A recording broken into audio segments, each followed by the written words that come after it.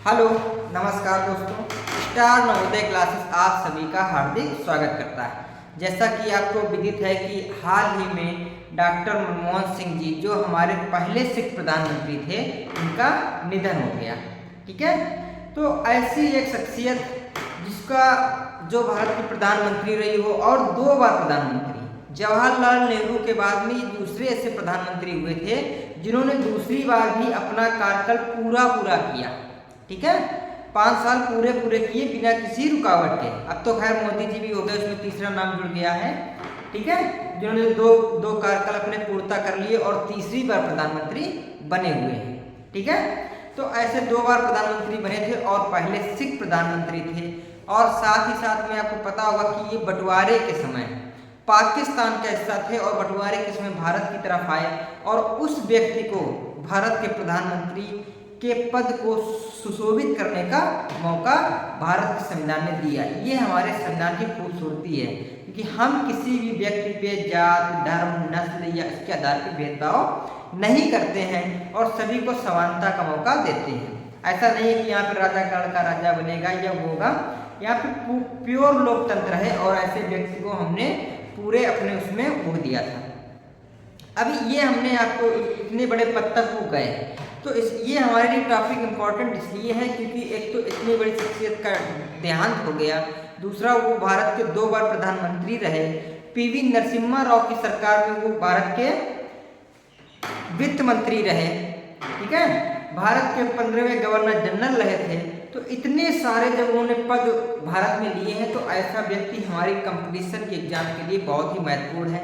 साथ ही साथ में अदर भी बहुत चीज़ों के लिए हमारे लिए इम्पोर्टेंट है।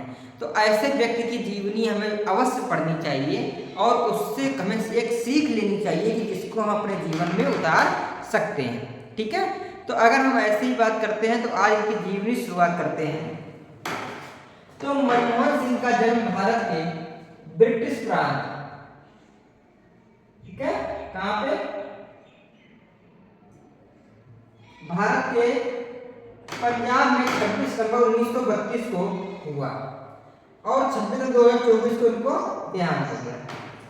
ठीक है, 92 साल की उम्र में दिल्ली में इन्होंने इनका निधन हुआ। उनकी माता का नाम अमृत कौर और पिता का नाम गुरमुख सिंह था।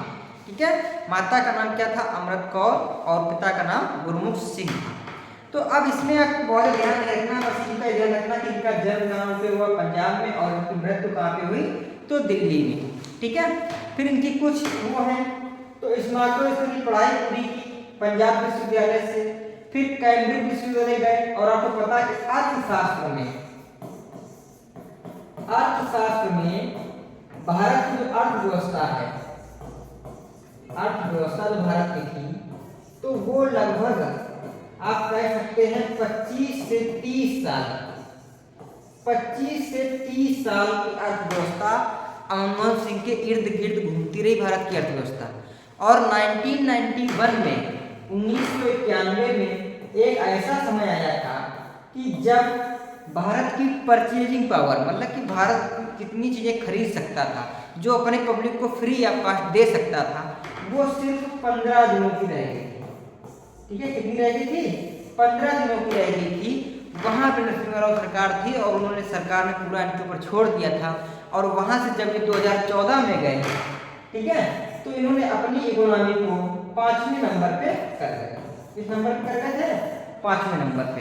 जहाँ हम दुनिया में पाकिस्तान और बांग्लादेश से पीछे ले गए थे 1991 में, और जब 2014 में इनका कार्यकाल खत्म हुआ, जब इन्होंने मोदी जी को सत्ता सौंपी, तो ये 5वीं अर्थव्यवस्था बनने के करीब में थे। और अभी आपको हाल में पता है कि 5वीं अर्थव्यवस्था बनने की घोषणा भी कर दी गई है और हमने ब्रिटेन को पीछे छोड़ दिया है। तो ऐसी शख्सियत अगर आपके पास में है तो उसके बारे में हमें यहाँ सारी चीज़ें जाननी जरूरी है। तो ये तो उसके में हो गया। इसके बाद है उनकी पुस्तक। तो आपको पता है डीफिल किया, पुस्तकें बहुत इंपॉर्टेंट थी। तो उनकी पुस्तक India export trades and products prospects for self sustained growth, एक ये पुस्तक भी इंपॉर्टेंट है। ठीक है, दूसरी भारत की अंतर्मुखी व्यापार नीति पहली और सटीक आलोचना मानी जाती है। डॉक्टर मनमोहन सिंह ने अर्थशास्त्र के अध्यापक के तौर पर अपनी ख्याति दी थी पंजाब विश्वविद्यालय। ठीक है, संयुक्त राष्ट्र व्यापार और विकास सम्मेलन सचिवालय, ये सब कार्य उन्होंने किए थे, लेकिन ये आपके लिए इतना इंपॉर्टेंट नहीं है। अब राजनीतिक जीवन की बात करते हैं।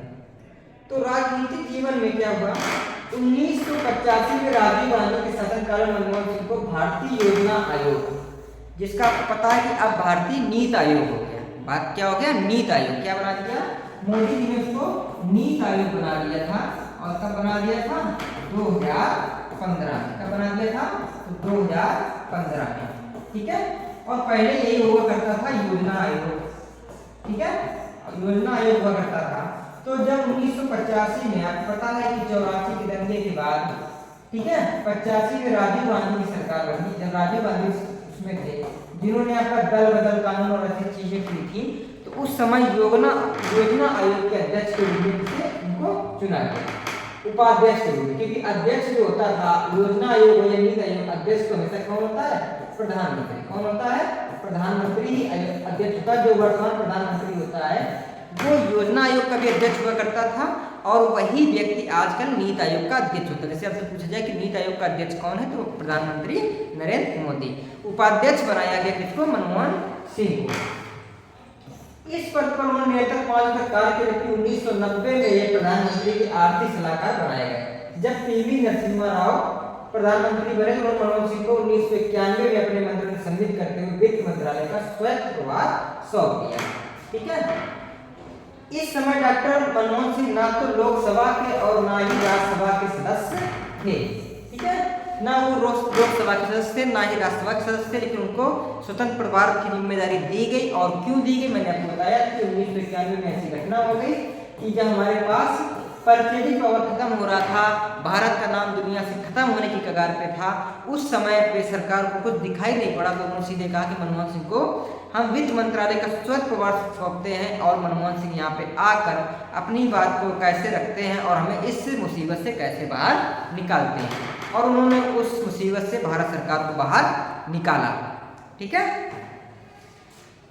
इसके बाद में असम में राष्ट्रपति चुनाव के लिए इनको चुन लिया गया, क्योंकि आपको पता है कि कोई भी चाहे कोई कितना भी इंपॉर्टेंट हो, अगर उसको लोकसभा या राज्यसभा में सदस्य नहीं है और मंत्रिमंडल में शामिल किया जाता है, ठीक है, मंत्रिमंडल में शामिल किया जाता है, या राष्ट्रपति बनाया जाता है या प्रधानमंत्री बनाया जाता है, कुछ भी, तो राष्ट्रपति को छोड़ के प्रधानमंत्री बनाया जाता है, तो क्या करते हैं कि उसको 6 महीने के अंदर लोकसभा या राज्यसभा का सदस्य होना अनिवार्य है। तो इसीलिए इनको फिर असम से राज्यसभा के लिए चुना गया और वहीं से इनको वो बना दिया गया।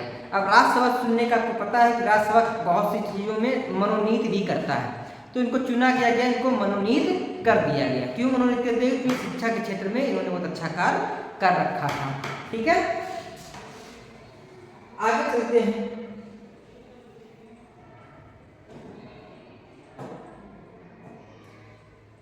इस समय डॉक्टर मनमोहन सिंह लोकसभा और इसकी कोई मतलब नहीं है, और ये इनकी फोटो है, जिसको अगर पहले तो सभी को पता ही होगा, लेकिन नहीं पता तो आपको देख लें।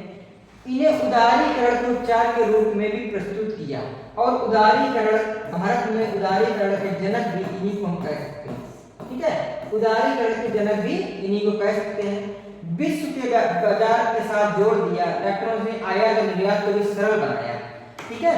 लाइसेंस एवं परमिट गुजरे जमाने की चीज हो गई, निजी पूंजी को उत्साहित करके रुग्ण एवं घाटे में चलने वाले सार्वजनिक उपक्रमों हेतु अलग से नीतियां विकसित की, नई अर्थव्यवस्था घुटनों पे चल रही थी, तो ये। अब जैसे पूछा जाए कि 1991 की उदारीकरण नीति के जनक कौन थे, तो उदारीकरण के जनक कौन थे, तो आप उनको बताएंगे कि वो उदारीकरण के जनक डॉक्टर मनमोहन सिंह जी ही थे। अब ये इनकी बात कर लेते हैं। भारत के 13वें प्रधानमंत्री बने थे ये। प्रेसिडेंट उस समय एपीजे अब्दुल कलाम थे, प्रतिपक्ष टेलीविजन पाटिल थी और प्रणब मुखर्जी, इन तीनों लोगों के साथ में उन्होंने काम किया। अब आपको पता है कि 2000 के जब आसपास में उनकी सरकार थी अटल बिहारी वाजपेयी की, तब इनको नामित किया गया था प्रधान राष्ट्रपति बनने के लिए, किसको, अब्दुल कलाम को। और उसके बाद 2001 में बने तो उनके साथ भी मनमोहन सिंह को भी काम करने का मौका मिला, क्योंकि राष्ट्रपति चेंज हुए नहीं थे, प्रधानमंत्री बदल गए थे लोकसभा चुनाव के बाद। उसके बाद आपको ध्यान है कि प्रतिभा देवी सिंह पाटिल बनाई गई थी, जो पहली महिला राष्ट्रपति अपनी थी, ठीक है। और उसके बाद प्रणब मुखर्जी बनाए गए थे, तो बनाए गए थे प्रणब मुखर्जी। तो ये तीनों आपको सीरियल दिया रखना है। इसके बाद पूर्ववर्ती इनके कौन थे, तो इनके पूर्ववर्ती मैंने आपको बताया कि इनके पूर्ववर्ती कौन थे, अटल बिहारी वाजपेयी जी थे। उनकी सत्ता चली गई थी तो इनको बनाया गया था। और इनके परवर्ती कौन है, तो परवर्ती का मतलब इनके बाद में कौन बने, तो इनके बाद में नरेंद्र मोदी बने 2014 में, और तब से अभी तक भारत के प्रधानमंत्री वही। भारत के वित्त मंत्री का कार्यकाल तो 1991 में उन्होंने लिया था और 96 में छोड़ दिया, और पूरे 5 साल किया था। प्राइम मिनिस्टर कौन थे, पीवी नरसिम्हा राव। तो इनके पूर्ववर्ती कौन थे, तो यशवंत सिन्हा, और इनके परवर्ती कौन थे, जसवंत सिंह। भारतीय रिजर्व बैंक के 15वें गवर्नर भी ये बने। इतनी सारी इनके पद थे जो आपको याद रखने हैं कि भारत के कौन से गवर्नर जनरल बने, तो भारतीय रिजर्व बैंक के 15वें बने। इनके कार्यकाल कौन से, भारत के 13वें प्रधानमंत्री बने थे, ये आपको याद रखना है। किस सन से किस सन तक रहे, तो ये आपको याद रखना है। तो ऐसी बहुत सी चीजें हैं जो इनके बारे में आपको पता रखनी है, ठीक है। इसके बाद आगे चलते हैं, कार्यकाल की बात कर देते हैं, ठीक है। तो प्रेसिडेंट यानी जय सिंह, तो इंदिरा गांधी, राजीव गांधी के समय प्राइम मिनिस्टर थे। पूर्ववर्ती में आई.बी. पटेल, अमिताभ घोष। इनसे आपको कोई इतना मतलब नहीं है, ये वहां की बात कर रहे हैं, ये आपके लिए इतना इम्पोर्टेंट नहीं है। और राष्ट्रीय दल तो आपको पता ही है कि भारतीय राष्ट्रीय कांग्रेस, और इनकी जो पत्नी थी उसके बारे में आपको पता ही होगा कौन थी, ठीक है। तो गुरशरण सिंह कौर, गुरशरण कौर इनकी पत्नी थी। अब जीवन के महत्वपूर्ण पड़ाव की बात कर लेते हैं, ठीक है। जीवन के महत्वपूर्ण पड़ाव, तो इनके जीवन के महत्वपूर्ण पड़ाव थे 1900 चंडीगढ़ स्थित विश्वविद्यालय अध्यापक, क्या रहे, विश्वविद्यालय में अध्यापक रहे। दिल्ली स्कूल ऑफ इकोनॉमिक्स में अंतरराष्ट्रीय व्यापार के प्रोफेसर रहे, ठीक है। जवाहरलाल नेहरू विश्वविद्यालय में मानद प्रोफेसर रहे। 15वें भारतीय रिजर्व बैंक के गवर्नर रहे, और 82 से कब रहे, 85 में, ठीक है। योजना आयोग के अध्यक्ष रहे 85 में, जैसे इसके ऊपर छोड़ा उसके योजना आयोग में 85 से 87 तक। उसके बाद 1990 से 1991 भारतीय प्रधानमंत्री के आर्थिक सलाहकार रहे। नरसिम्हा राव की सरकार 1991 में आई तो उसने इन्होंने वित्त मंत्री का पद लिया, ठीक है। उसके बाद असम से राज्यसभा के सदस्य बने, दूसरी बार राज्यसभा के सदस्य बने। दिल्ली स्कूल ऑफ इकोनॉमिक्स में मानद प्रोफेसर रहे। दक्षिण दिल्ली से लोकसभा लड़ा लेकिन हार गए, ठीक है। अब ये भारत की जनता है जो क्या कर सकती है, मनमोहन सिंह को भी चुनाव में हरा सकती है। उसको इससे कोई मतलब नहीं कि आप आर्थिक सलाहकार रहे, आपने देश को कहां से कहां पहुंचाया। उसका वोट देने का एक अलग नजरिया होता है, और उसी के खमियाजा को भुगतना पड़ा। और दिल्ली, आम पब्लिक की बात नहीं कर रहे, दिल्ली जैसी जनता जो बहुत ही ज्यादा पढ़ी लिखी मानी जाती है, उसने भी लोकसभा में मनमोहन सिंह को नहीं चुना और इनको हरा दिया, ठीक है। तो यहाँ की भारत की जो पब्लिक है, जनता है, ये कुछ भी कर सकती है। यहाँ कोई भी जीत सकता है और यहाँ कोई भी हार सकता है। तीसरी बार राज्यसभा सदस्य बने और सदन विपक्ष के नेता बने। 2004 में भारत के प्रधानमंत्री बने।